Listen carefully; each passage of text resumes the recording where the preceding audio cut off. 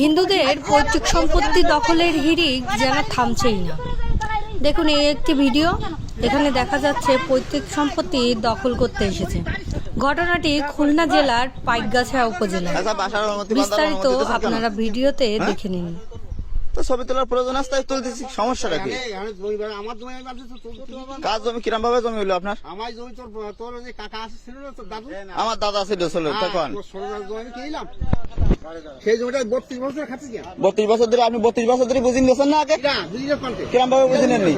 এতদিন কারো জমি একটা সাধারণ বিষয়।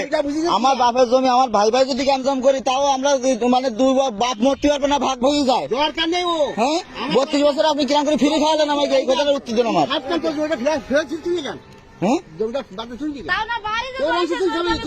আপনি কত অংশ খাচ্ছেন? আপনি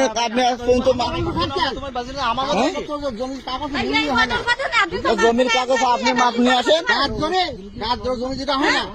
আমি গাছ জমি কোনে এসেছি, আমার তো গাছ জমি দেখাচ্ছি। হ্যাঁ, কদিন থেকে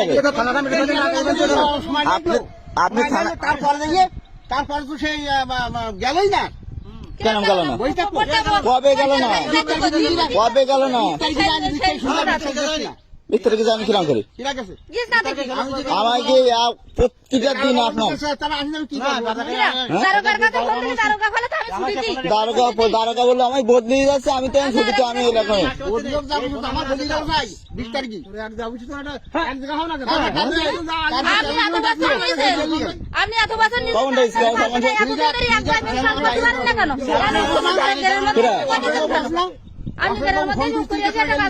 আমার কাছে ফোন করি যোগাতে পারবে আপনার অশেষ।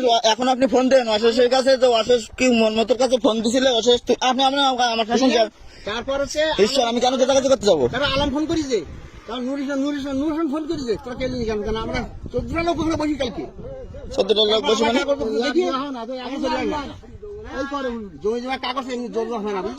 জোর আপনি তো দেখাচ্ছেন। জোর দেখান আমার এখানে এই গাড়ির সম্পত্তি, আমি জোর দেখাবো তো। কার রেকর্ডের সম্পত্তি? এখন তোমার কাগজ খালি তোমার এলপিআর হও। তা আমরা এপিআর হয়ে আছি। আপনি আজ 6 বছর ধরে মাপিছেন, তা কাগজপত্র কয়েক টাকা নিয়েছেন? একখান ম্যাপ নেই, একখান ম্যাপ নেই আছে আমার কাছে টাবিল, আমার কাছে দলিল দিই।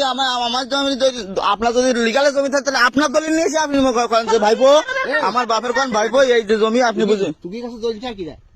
আমার কাগজ নিয়ে আমার দলিল নেই না, নেই।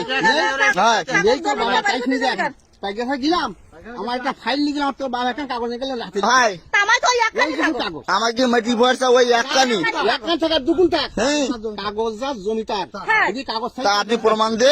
তারপরে জমিতে এসে লাভ পড়িব এই লোকজনগুলোর হয়রানি করেন না। এই লোকজন না, এই লোকজন এগিয়ে সঙ্গে আমার বাদাবাদি করতে কেন? আপনি স্টিল আছেন, তুই কেন আপনি ফুলাইছেন কেন?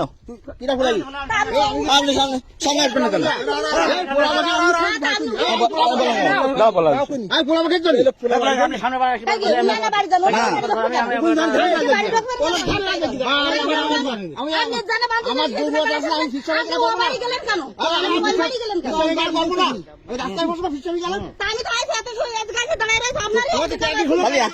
আধা ঘন্টা একই সঙ্গে এই লোকগুলোর সঙ্গে তালি কেন? আপনি কেন?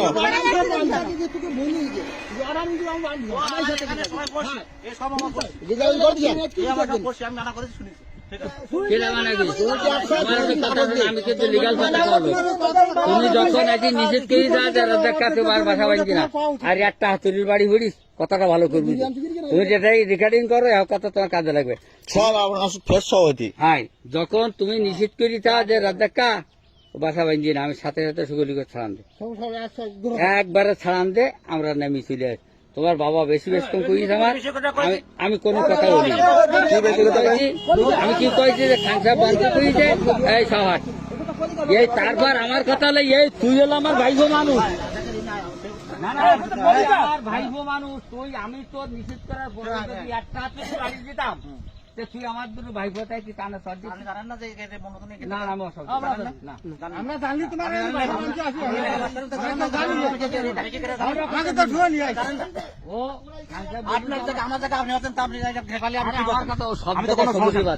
এখানে যখন হলো ওই খান সাহেব বলছে যে আমার 3 বিঘি জমি না আছে, তোমরা আমার একটা বাসা বেঁচে দিও। আমরা কইছি তাও জ্ঞানদাম হবে না, তো বলে না, তাহলে জ্ঞানদাম না হলেও বাঁধবো। এই কথা স্বীকার করে যেই তুমি নিজে 500 কোটি টাকা দিতে হয়, আমি 200 কোটি টাকা দিতে পারি। আমার কথা শুনো। আমার কথা এই ফোন ধরো, ফোন ধরো, ফোন তো এই ফোন করিছে, ফোন কর, ফোন ধরো। কিরা ফোন দিছে আমার ফোন তো ফোন কেডা করতে ফোন কেডা ফোন করতে হবে কিরা ফোন করে তা কবেন তো নাম কবে তো ফোন করতে গেছে কই আলম আলম ফোন করিছে আলম ঠালম চিনি নি হ্যালো আলম চিনি সে আমার এসে পড়ে যায় আমি চিনি নি সে 10 দিন বাস্তবে চিনি তা কি বলো আমি ওকে চিনি রে আরে আলম বার আমি চিনি আলম বার কে আমি চিনি ওকে না ওরা জানা নাই ওরে তার লোক কথাবার্তা ভালো না সে করতে আলম ফালম চিনি না আমি